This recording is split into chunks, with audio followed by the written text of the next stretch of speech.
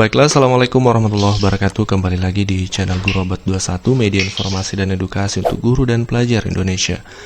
Di video kali ini kami akan share terkait informasi seleksi CPNS 2021, di mana BKN akan menggunakan teknologi mutakhir di seleksi CPNS 2021.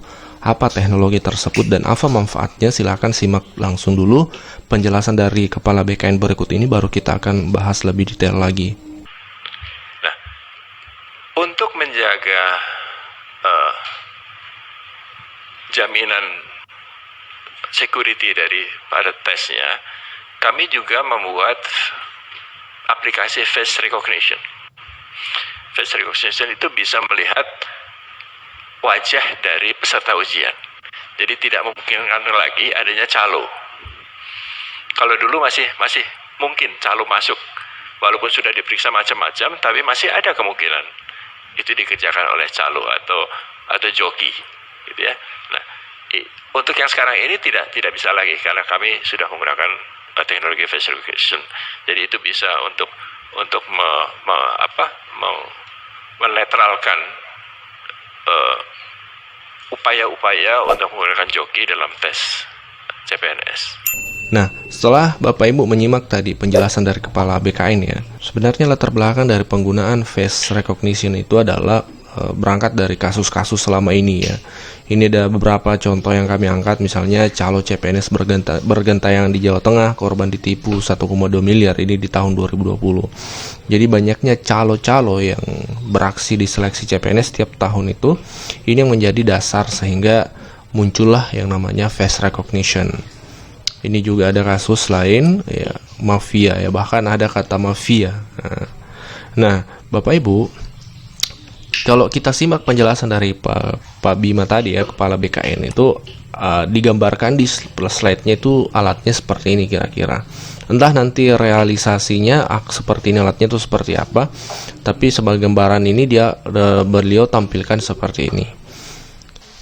Nah, ini ada alat yang digunakan nanti untuk scan wajah dari peserta CPNS sehingga tidak bisa lagi curang dalam hal memanfaatkan calo.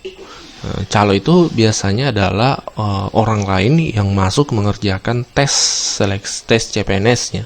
Jadi bukan peserta yang sebenarnya, tapi dia bayar orang yang dianggap mumpuni untuk mengerjakan tes yang seharusnya dia kerjakan. Ini adalah cara-cara jalur kiri atau cara-cara yang tidak benar yang dilakukan oleh orang-orang yang ingin potong kompas lulus CPNS seperti itu. Tapi di 2021 ini jangan coba-coba Bapak Ibu menggunakan jalur calo ini, karena nanti bahaya dampaknya, bisa-bisa nanti di blacklist dari CPNS selamanya. So lakukan cara yang benar. Yang paling penting persiapkan diri sejak ini dengan belajar semaksimal mungkin. Berikutnya, ini adalah prosedur yang juga sudah kami diskusikan dengan Satgas COVID dan Kementerian Kesehatan. Jadi kami betul-betul menginginkan prosedur untuk tes ini juga memenuhi persyaratan protokol kesehatan. Bahkan untuk yang positif COVID pun masih kami beri kesempatan untuk mengikuti ujian. Jadi akan ada prosedur-prosedur khusus bagi mereka yang positif COVID dan tetap bisa untuk mengikuti ujian. Jadi ada ruang khusus yang steril untuk mereka. Berikutnya.